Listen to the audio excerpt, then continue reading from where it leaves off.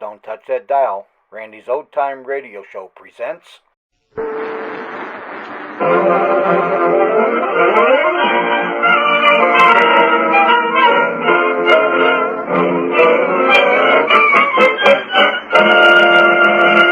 From New York City, the Columbia Broadcasting System, in cooperation with the United States Army and United States Air Force Recruiting Service, presents the new Mr. Ace and Jane program, a weekly half-hour comedy series starring radio's original comedy couple, the Aces.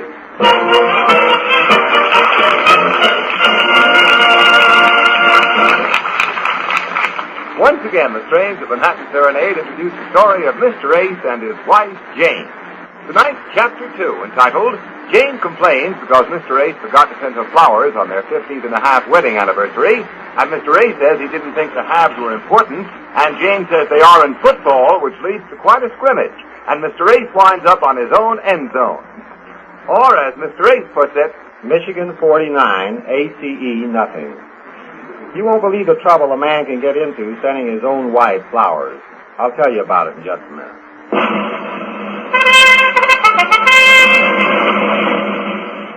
You know, America's young men are the biggest, healthiest, best-educated young men in the world. Even so, the standards of today's regular Army and United States Air Force are so high that only 60% of these fine men can be accepted when they volunteer. Doesn't that give you a pretty good idea of the type of men that make up today's Army and Air Force? Well, if you need more proof, take a good, long look at the next soldier you see. Neat, clean-cut, resolute.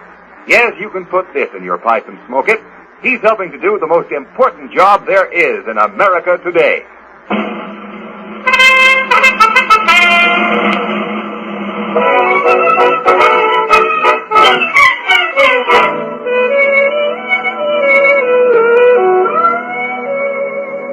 And now, Mr. Ace, you were just about to say... Well, first I want to say I'd like to dedicate this story to all the husbands who will someday marry Jane. Because the way things have been going in our marriage, I don't give it much more than another, 20 or 30 years. After 15 years of marriage, Jane still clings to the romantic and medieval idea that I should send her candy every day like I used to before we were married. I still cling to the romantic and mediocre idea that he should send me candy like he used to. I still eat. She thinks I should write her cute little notes like I used to. I think he should write me cute little notes like he used to. I still read. She thinks I should send her flowers every day. I still smell. But I should warn any future husband of Jane's that he also gets the custody of my brother-in-law, Jane's brother, Paul. I don't know exactly how to describe Paul. He's a sight. And his wife's a sight. In fact, they're a parasite. And I've got the canceled checks to prove it. Paul hasn't worked in a long time, but he expects to go to work any year now. He's been waiting around for the right kind of a job to come along. I've been waiting around for the right kind of a job to come along. He's very particular. I'm very particular. Let's face it, he's a bum. I'm very particular. Well, let's get on with the story. The other morning, Jane and I were having breakfast before I left for the office when who should drop in but Paul. I don't mean to sound surprised because Paul does this every morning. You see, he lives up on 141st Street. We live on 76th Street. And every morning, he starts out to have breakfast in a drugstore on 47th Street. But to get there, he has to pass through our kitchen. It's a shortcut. It saves him, about 65 cents. Good morning, sis. Why, Paul, of all people. Oh, fine. I was on my way down to the drugstore, and I thought I'd just...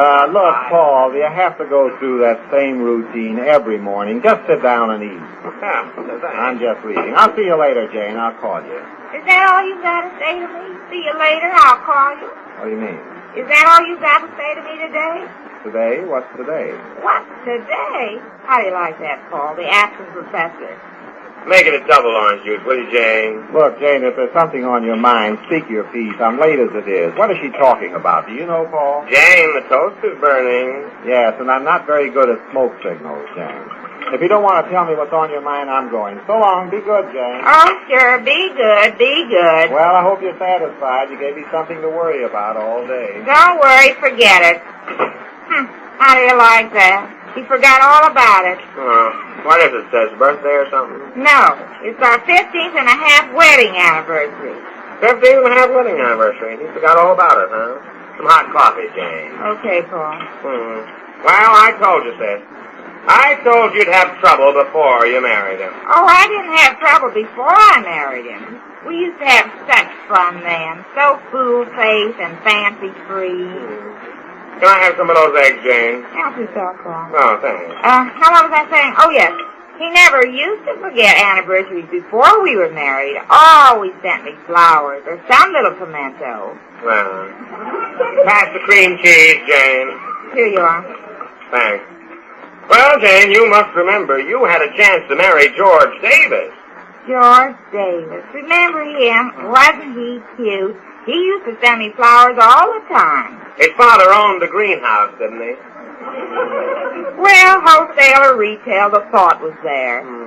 Well, Sis, what can you expect from a guy who's always got his mind on business? He's not the flower type. If he ever starts sending you flowers, then you got something to worry about. What do you mean, Paul? Well, he's the kind of guy, if he ever sent you flowers, it'd mean he's been running around with some other woman. He's covering it up. What? Now, Sis, you mind if I make a suggestion? Oh, sure. I want you to be suggestive. Well, don't worry about him not sending you flowers. If he does send them, then you'll know he's up to something. Think of it like that. Some more coffee. Yeah, I never thought flowers could mean all those terrible things. Why, that awful George Davis. Am I glad I didn't marry him?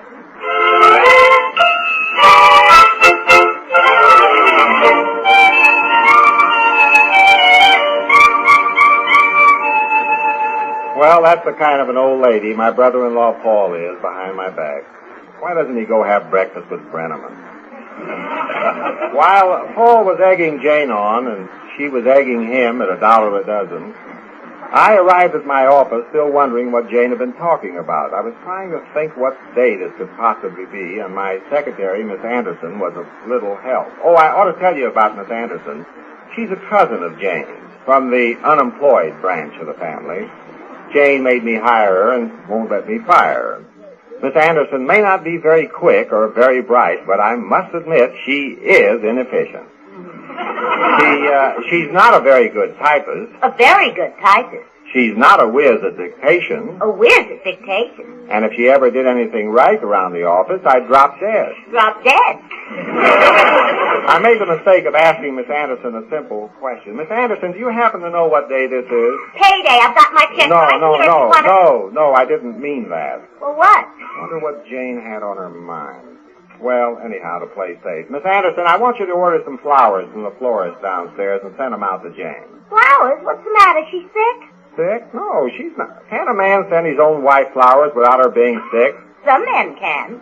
Look, Miss Anderson. I know it can't be her birthday because she just had one 2 months ago. Oh, now that's clever. Did you figure that out yourself? Ignoring that sarcasm, I'll ask one more question. Is it an anniversary? No, our anniversary is in August. I don't know what day it is. I know it can't be her birthday because she just had one 2 months ago. Oh, that's clever. Did you figure Miss that Anderson, please. Will you do as I ask you? Just call the florist and have him send out a dozen, roses, I suppose, and I'll write a little note here to go along. Now, let me see. What shall I write? Is she sick? No, I told you she isn't sick. Now, let me write this. Let me see. Dear Jane, I hope you're feeling better. What am I writing here?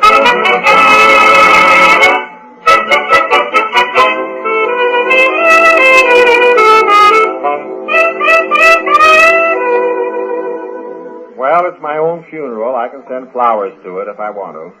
Of course, I had a lot of help from my brother-in-law, Paul the bearer. Paul was having his 8th cup of coffee just before the flowers arrived. He used to drink a lot more coffee, but he found it kept him awake all afternoon. Well, Jane, as soon as I finish this, I'll have to get downtown. They're starting excavating for a new building down on 45th Street. I'd better get down there, or I'll lose my place at the peephole. You know, Paul, you're right. About What? flowers, I mean. Oh. As long as he doesn't send me flowers, I have nothing to worry about. That's the ticket, Jane. Yes, I feel much better now. No flowers. It isn't every woman who can say her husband never sends her flowers.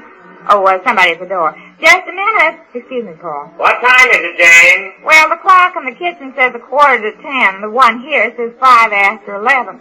So you can imagine what time it really is. Mrs. Jane Ace? Yes, I'm Mrs. Ace. Sign here, please.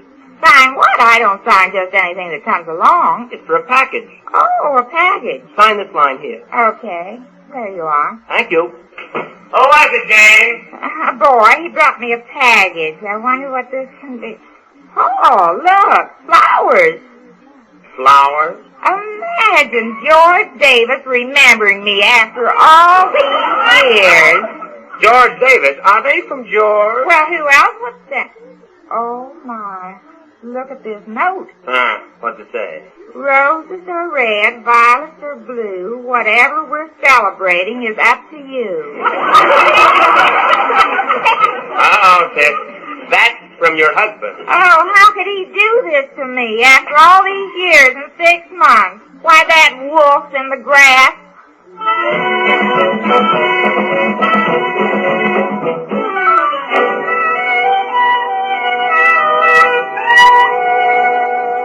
All this, of course, I didn't find out till later. I was going merrily about my work as if I had good sense. Oh, I work in the advertising offices of Sutton, Dutton, Mutton, and Norris. Sutton, Dutton, and Mutton were away on business on the West Coast. Mr. Norris doesn't go to the West Coast because it's 3 hours earlier out there, and he doesn't like to get his 5 o'clock shadow at 2 in the afternoon. There's a little joke we have around the office. We like it. Mr. Norris doesn't say much, but when he does, it's usually a proverb. A stitch in time saves none. The other day I took too long for lunch, Time is money. and whenever I asked him for a raise, Money is the root of all evil. Mr. Norris had sent for me to come to his office, something about a new advertising account we were starting. Oh, come in, Mr. Ace, come in. I'm sorry I was detained. I had to send some flowers. That's quite all right. Better late than never, I always say. Yeah. Miss Gleason, this is our Mr. Ace. How do you do, Mr. A? Oh, I'm glad to know you, Miss. Miss Gleason has just bought out the Athens Candy Company from the Dimitropolis brothers, and she's giving us her advertising account. Yes, I know, but I hadn't expected so, well, I mean... Yes, I see what you mean. Yeah. Miss Gleason, if your candy is as good as you look, it's in the bag. Yeah. Thank you, gentlemen.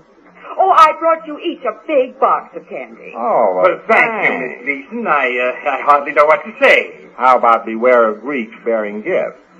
Yes, beware of Greeks bearing gifts, I always fine. say. Or do I? Well, it doesn't matter. What I'm interested in most is a name for the candy. I'm expecting you to come up with an attractive new name for this new candy. Well, I'll try. Rose by any other name would smell as sweet, I always say. But that's your department, Mr. Ace. Yes, it is. Now, suppose you take our new client down to your office and put everything else aside and concentrate on Miss Gleason. You mean on the candy, of course. Strictly the candy. Yeah. Well, procrastination is the thief of time, I always say. Get going now. Miss Gleason, if you'll go along with Mr. Ace. Yes, come with me, Miss Gleason, and see if I can think up a good name for this candy. I'm depending on you, Mr. A. Oh, Mr. Ace, don't forget your box of candy that Miss Gleason brought you. Oh, yes, I mustn't forget that. I'll send this right out to the house, to Mrs. Ace. We're celebrating something today. I don't know what. Something? What do you mean you're celebrating something? I don't know, but today is supposed to be something. Happy something. Happy something. Happy something. Happy something.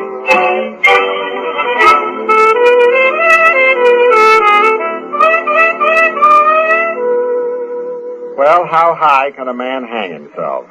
Oh, I know what you're thinking. You can see right through this whole plot. Now you tell me. Where were you while I was getting fitted for this size 15.5 suit? Why didn't you stop me? Well, let's get on over to the house and wait for the candy to come. Oh, before we get there, though, I ought to tell you that Paul had gone down to his peephole, and a new character had crept into the scene. Our next-door neighbor, Ken Roberts. He's a radio announcer. You probably heard him on the air. This program is brought to you by the Pepsi Company, makers of that famous after-dinner motor oil.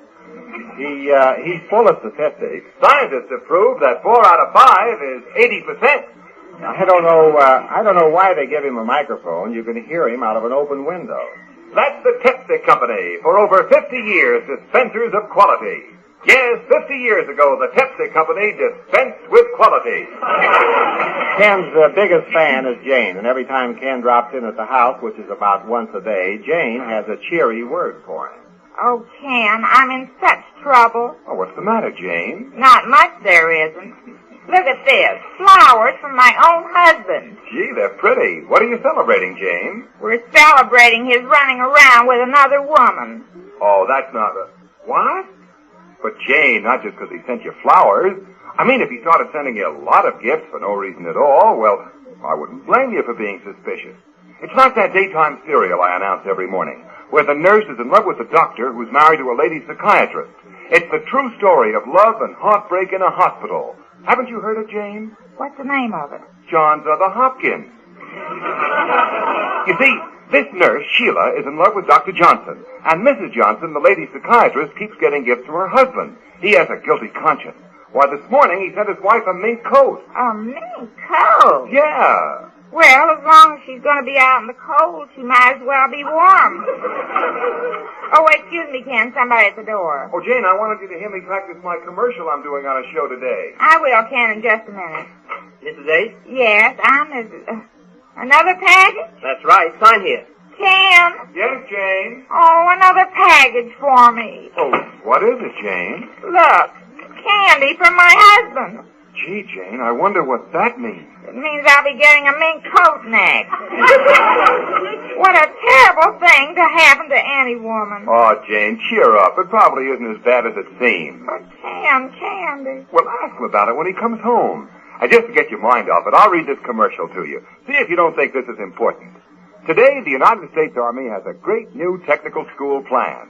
Learn what it means to you men who are about to be graduated from high school. In brief, it's this. Under the new Army Technical School plan, you can learn a valuable skill and be paid well while you're learning it. Maybe I ought to join the Army. And when you finish your training, you're qualified for a good specialist job in the United States Army or in civilian life later on. No, husband. I'm practically a civilian.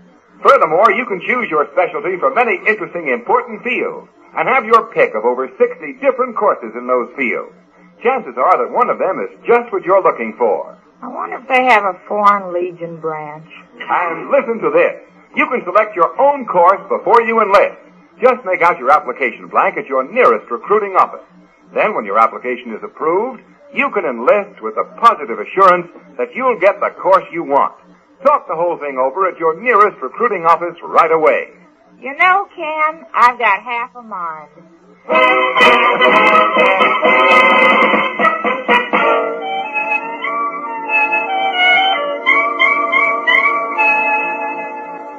Well, needless to say, they turned Jane down at the recruiting office. Couldn't meet the high school requirements. She had gotten F in mathematics, F in history, F in English, and F in languages. 4 Fs. But from here on out, things began to happen to me so fast that, well, you'll just have to sort it out the best you can. All I know is I was in my office talking to Miss Gleason about the candy. Hey, Miss Gleason, I think I've got a name for the candy. Sweetheart candy. Yes, that sounds fine. Sweetheart candy. Do you like it? Oh, yes, I think I'll just go up and try it out on Mr. Norris. I'll be back in about 5 minutes. Excuse me. Make yourself at home. There are magazines and cigarettes. They're all there. Oh, I like that name. Sweetheart. Yeah, that's it. Sweetheart. Sweetheart. Gee, that's swell. Are you calling me sweetheart? What? Oh, no, Miss Anderson. I was talking to Miss Gleason in my office. Miss Gleason. Well, get him. Miss Anderson, I'm going up to see Mr. Norris. I'll be right back. Miss Gleason is waiting for me in my office. Gee, sweetheart, isn't that wonderful? Well, get a load of C. Aubrey Smith. Oh, just wait till I tell Jane about this. Hello? Hello, Sally. Oh, hello, Jane. I was just thinking of you. This is Jane. Am I glad you called? Just fine. Listen, Sally, I'm calling from a phone booth downstairs in the lobby. I want to ask you something. Have you noticed anything unusual going on around the office lately? Have I? What's your name? I think it's Miss Gleason. She's in his office now, and I just heard him call her sweetheart. Sweetheart? Oh, no. You poor, poor woman. What does she look like? How's she dressed? Oh, she's stunning. She's wearing a black dress with a V neckline. A capital V, if you know what I mean. Oh, this is worse than I thought. You know, it's just like that radio program Ken Roberts was telling me about. What did you say? Sheila, the nurse, and Dr. Johnson, and Mrs. Johnson, the lady doctor in the balcony, and Mink Coates. Sally, you hold her there for me. I'll be there in a jitney. Okay, Jane, I'll go right in. Oh, that poor, poor woman. Well, are you quite comfortable, sweetheart? I mean, Miss Gleason? Oh, yes, quite, thank you. Mr. Ace left me this magazine and some cigarettes. He's very thoughtful, isn't he? Yes, I suppose. For a married man, I mean. What's being married got to do with being thoughtful? Yes, but the question is, to whom is he thoughtful to? I haven't the slightest idea what you're talking about. Oh, come now, Miss Gleason. You'll never get on information, please, that way. Young lady, what are you driving at? Where is she, Sally? Oh, hello, Jane. Come on in. Here she is. Miss Gleason, may I present this poor, poor woman who happens to be the wife in the case, Mrs. Ace. Oh, how do you do, Mrs. Ace? Hello, Sheila. What? Sweetheart, huh? Yes, that's the name your husband thought of. Did he tell you, Mrs. Ace? Did he tell her? Listen, Sheila, don't you know it's always the wife that's the last one to find out? Will you stop calling me Sheila? Sally, where's Dr. Johnson? Oh, we went up to see who? My husband. Wait a minute. What are you shouting about, Mrs. Ace? I can shout if I want to. I suppose it's all over the hospital by now. What are you saying? I'm talking about you and my husband, you Florence Nightingale. Me and your husband? Are you insinuating? Oh, I'm getting out of here. Oh, no, you're not. Not until you promise not to see this poor, poor woman's husband again. I most certainly do promise that. I'll never see him again or anybody else connected with this firm. And you can tell him for me he can tear up his contract. Goodbye. How do you like that? They even make contracts for things like that nowadays. Well, how do you like him? He sure can pick 'em, can't he? You think she is? I don't. Oh, I'll admit she's attractive in a silver fox sort of way, but take away that fur coat and what have you got? Just a capital V. Well, sweetheart, it is. Mr. Norris said it's Jane. Yes, sweetheart. What were you saying? Where's Miss Gleason? I got your flowers and candy, Doctor. Miss Anderson, where did Miss Gleason go? Mr. Ace, I should think you wouldn't mention that woman's name in front of this poor, poor woman who happens to be my cousin, and in case you've forgotten, your wife as well. What are you talking? Look, Jane, I don't know what you're doing here, but I've got a very busy day ahead of me with Miss Gleason and this candy she makes. Sweetheart candy, we're going to call it. I thought up a name for it, and Mr. Norris okayed it. Candy? Yeah. You mean you call the candy, sweetheart? Well, I guess I'll be going to lunch until things blow Miss over. Anderson, answer me. Where did Miss Gleason go? Dear, I'm afraid there's been a case of misshapen identity here. Miss Anderson, tell me where Miss Gleason is. She went home, and she said you can tear up that contract. Tear up the... Oh, no, Jane, what did you do? What did I do? You're the one who did it. Paul told me if you send flowers, it means you're running around with another woman. Paul, I should have known he'd be in here someplace. Jane, why do you do these things? Why do I do them? Listen, dear, if you hadn't sent me the flowers in the first place and the candy in the second place, this would never have happened in the third place. You can promise me that. I can promise you that. Well, okay, see that you keep that promise. See that I keep it? What are you talking about? Now I gotta call up Paul and explain the whole thing to him. I'll take care of Paul later. Miss Anderson, look up Miss Gleason's address and send her a bunch of flowers, and I'll enclose a note of apology. Maybe I can save the account yet. Order the flowers right away. Yes. Well, that's better. You can send other women all the flowers you want to, but don't send them to your own wife and upset me the way you did. Isn't that awful?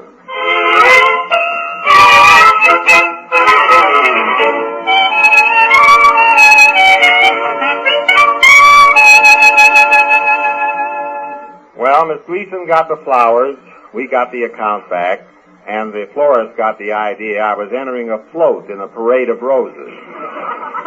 There was only one thorn left to take care of, and I went all the way up to 141st Street that same afternoon to see him. He was resting. Had a hard day at the peephole. I started right in. Look here, Paul, there's something I've got to take up with you. Okay, brother, shoot. Don't think I wouldn't like to.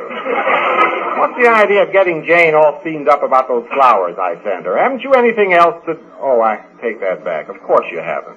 I was just trying to square you, that's all. Look, Square, you nearly ruined me. Will you do me a favor? Stay away from Jane. Now, all I want for... Excuse me, the telephone. Telephone, sure. Probably your office calling. They're having trouble with the steam shovel.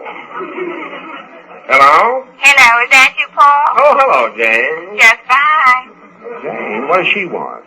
Paul, I just had to call you up to tell you how wrong you were about those flowers. They don't mean a thing. No? What is she saying? I came down to his office. I'm there now. We're having a nice, long little talk. And he said there was never any other girl but me. He's head over tails in love with me, aren't you, dear? He says yes. Wait a minute, sis. You're not talking to him now, are you? He won't let me off his lap. Dear, stop it. He's tickling me. Give me that phone, Paul. Here, take it. He's so jealous, Paul. He wants to know who I'm talking to. It's Paul, dear. Oh, it's Paul, is it, Jane? Yes, you don't have to be jealous of Paul, dear. I don't have to be, huh? No, after all, he is my... Hey, wait a minute. Who is this? It's I, Jane. Well? Gee, it was sweet of you to call me, dear. I know how busy you are at the office. Well, I had a few minutes to spare, and I called... Oh, Jane, you kill me. All right. So long, Jane. Oh, wait a minute, dear. Let me tell you about something I did that you're going to be proud of me when Miss Gleason gets it. When What did you do, I'm afraid to ask? Oh, don't be afraid, dear. I know what I'm doing. When did that start? I wasn't born for nothing, you know. There are two schools of thought on that. What did you do, Jane? Well, when I got home, I sent Miss Gleason a little gift so she wouldn't be mad. Wasn't that nice? Yeah, that was very nice. I knew you would. Yes, I do. What kind of a gift did you send her, Jane? Well, I didn't have time to go out shopping, you know. Mm-hmm. But remember that box of candy you sent me? Oh, no, you didn't send her the candy that she manufactured. Oh, well, I know it wasn't much, dear. But I enclosed a cute little note like you did to me. Note?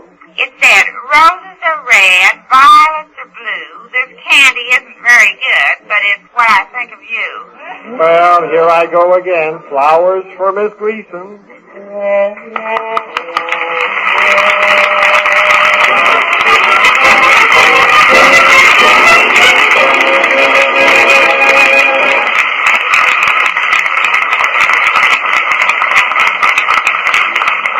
In just a moment, I'll tell you the title of next week's Chapter 3 of the story of Mr. Ace and Jane.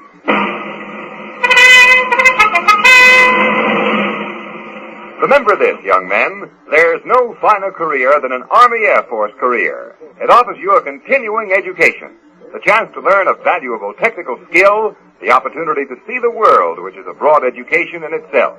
Now, let's look at the practical side, too. Army and Air Force pay, with its extra benefits and allowances, is better than average civilian pay. On top of that, there's retirement pay that leaves you sitting pretty all your life. Drop in at the United States Army and United States Air Force recruiting station nearest you and get the rest of this important story. You'll be mighty glad you did.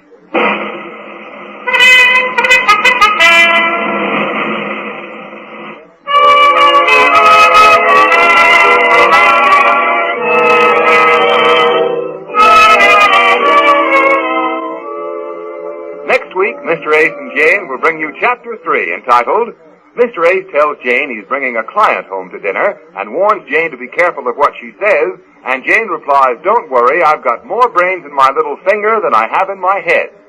And during dinner, she proves it. Or, as Mr. Ace puts it, How to Grow Old Gracefully in 1 hour. Good night. Me too.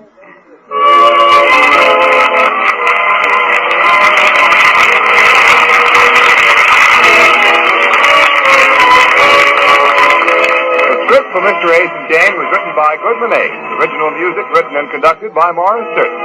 In the supporting cast were Leon Janney as Brother Paul, Gertrude Warner as Miss Gleason, Florence Robinson as the secretary, Eric Dressler as Mr. Norris, Michael Abbott as the delivery boy.